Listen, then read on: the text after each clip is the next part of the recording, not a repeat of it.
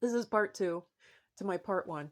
So, since they are shadow banning any and all mentions of protests and protesters and protesting and the large crowds that they're drawing and how everybody is protesting across the country.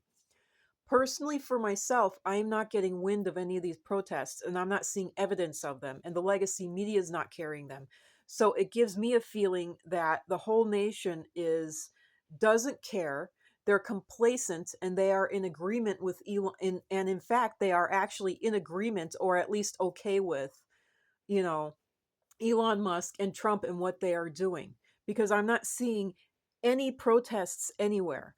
I mean, people are saying that they're protesting, they're saying that they're doing these things, but then I don't have any evidence of it, and I can believe what I want to, but it gets harder and harder to believe, kind of like Christianity, the more and more you don't see evidence of your belief.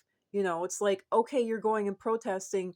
Will you at least take a picture while you're there? Will you at least, tweet while you're there? Will you at least shoot even a 30-second video of, I arrived, I'm here, look at the crowd, or at the end, at the beginning, anything at all, just to prove that this happened. And I'm not getting wind of any of that, which is why I put a pinned post at the top of my Blue Sky account saying, please, and I even said, if you don't want to provide essentially any identifying information in case of, being retaliated against, go ahead, just let me know that this stuff is happening. Because right now, for my own personal health, my own personal emotional health and mental health, I need to see and I need to know that these protests are happening. And I'm not getting any evidence of that at all. And I was hoping that people would be wanting to show that these protests are happening, you know, and that, yeah, they attended, or, they were driving by and they saw a massive protest and they decided to take a picture of it, or they were driving by, a Tesla place, or, the state capitol, and they saw a protest happening, you know. And you can even say, I don't know what the heck this protest is about, but something's happening over there, you know. And nothing, nothing. So it leads me to feel, that what the legacy media is saying, that everybody is for Elon Musk's changes and that they're for Trump and that Trump has high approval ratings and that Elon Musk has like 50% and 60% approval ratings for the gutting of and the gutting of the government and the emptying of the treasury into his pocket. That's what the legacy media is saying. That's what CBS This Morning or whatever said. They said, according to the polls that we took, everybody likes what Elon Musk is doing. They agree with it. And I was sitting there saying, bullshit, not according to everyone that I've been talking to online. And so it makes me think that I am actually in an echo chamber and in a bubble, which I'm more than happy to stay in, of Democrats who are angry and the only sane ones in the country. And if we're a small pool of people, then so be it. But I'd much rather be a big fish in a tiny little fish tank than be, out in with the sharks and the piranhas who are the Republican Nazis, sorry, Yahtzees, you know. So, and, we need to protest. I'm also saying we need to protest because we need to let our leaders know that we're not okay with this shit, and I'm yelling as much as I can, but it's online. And you can easily shut your cell phone off, and everyone who is in Congress, they're not even online, they don't even have phones, they don't even know how to use a phone, they never even learned how to use a fucking computer, a desktop computer. These people are so old. They're literally the age of my parents. And my parents never learned how to use it.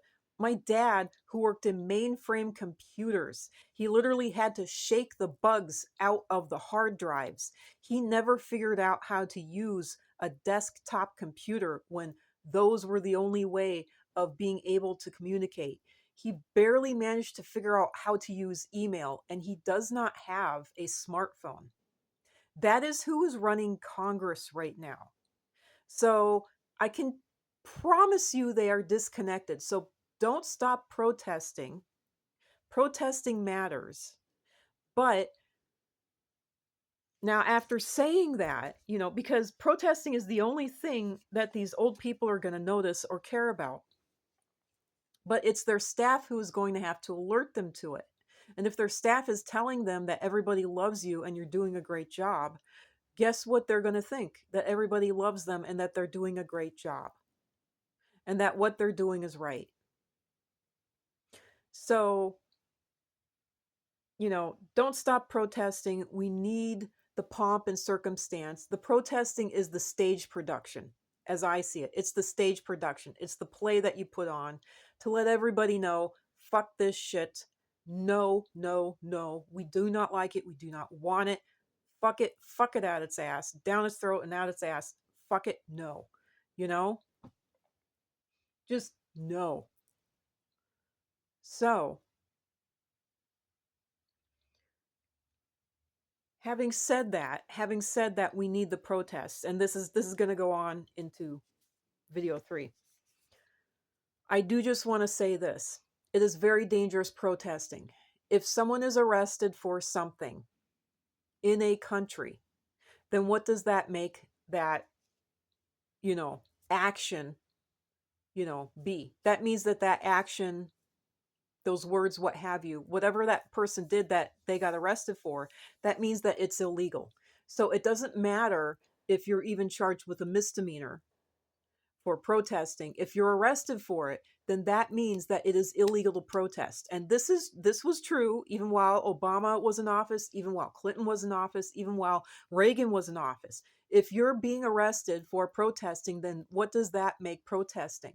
Illegal. Yes, protesting is, you need to just point blank admit the truth. It is illegal to protest in the US. Doesn't matter if they slap your wrist. If you're arrested for it, and if you're merely given a ticket and released, 12, 24 hours later, you still had to spend time in, a prison cell, whatever you want to call it. You still had to spend time, you know, with handcuffs on in the back of a police car. Just that alone is enough to say that, yes, this action that you did is seen as illegal. Even if it's just in your county, even if it's just in your state, that action is seen as illegal. So it has never been truly legal to protest in America. Now, while Biden was in office, he decided to make it a federal offense to protest, and he was moving bills forward to make it a federal offense to protest. Trump jumped on that bandwagon and pushed it even further. And now, and granted, Biden, I'm very angry at him because he made it a federal offense to protest in reaction, according to him, to the January 6th rioters and protesters. Okay. And I don't care what anyone says, they were protesting, but he passed laws to make protesting illegal. And he said it was because of the January 6th rioters and protesters. But look how that is backfiring against, because everything that Democrats pass saying that it's against Republicans ends up being used on Democrats. And Trump jumped on that bandwagon, and he has made it a federal offense to protest in this country. And they are not leveling those federal offense charges, as far as I can tell, equally across the board, as can be seen by that one guy that they have locked up for, quote, being on the side of Hamas and protesting Jewish people, unquote, on, you know, for the Jewish campus protests. They were protests, you know. I can't remember his name, but he's locked up right now, and he's been kangaroo courted around the nation, to try to. They say they're going to deport him, but they haven't deported him yet. And it's like, what are you actually doing with this guy, To me, as far as I know, they're going to funnel him underground and turn him into just literally a slave, a slave worker, because that's what they're wanting to do, and that's what they're doing with a lot of these people, you know. But so, having said that, I have to go on to the next video because it's at the 10-minute mark. So give me a minute.